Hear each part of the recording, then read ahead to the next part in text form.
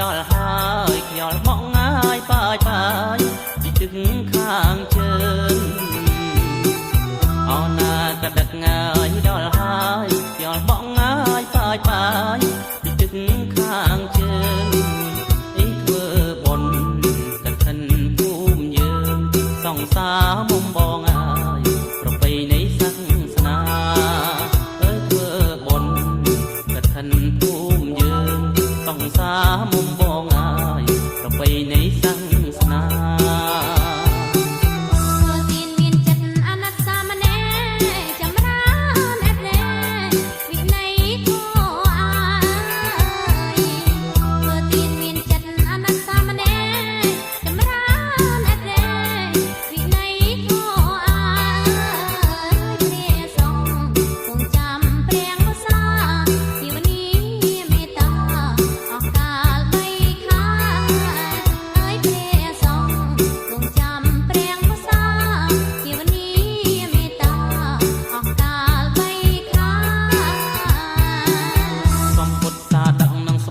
ជីវរបរិខាអមត្របច្ច័យផងដែរសំពុទ្ធតាដកនឹងស្បងជីវរបរិខាអមត្រ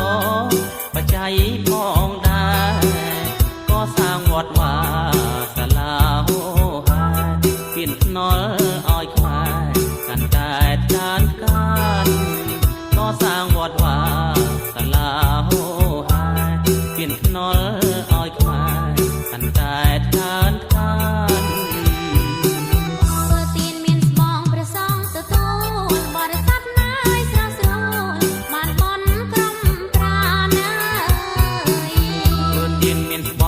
សងទទួលបរិស័ទណាយស្រងស្រួលបានបុណ្យគ្រប់ប្រាណអានិសង្ឃគង់កាលនួងអិនស្រាកុសលឡាយបុណ្យណាបានដល់ជាតិក្រោយអានិសង្ឃគង់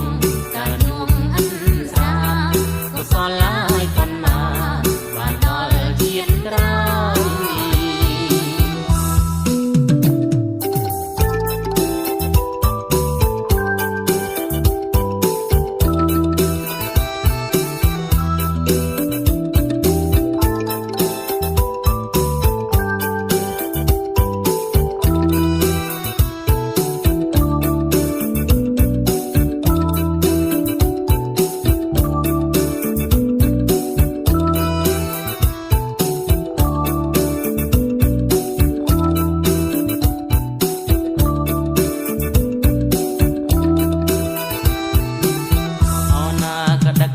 យដល់ហើយខ្យល់មកងាយប៉ាយប៉ាយពីទឹកខាងជើងអោណាក៏ដឹកដល់ហើយខ្យល់មកងាយប៉ាយប៉ាយពីទឹកខាងជើងពីធ្វើបុណ្យកឋិនភូមិយើងសង្សារមុំបងអើយប្រពៃណីសាសនាហើយធ្វើបុណ្យកឋិនភូមិយើងសង្សារមុំបងអើយប្រពៃណីសាសនា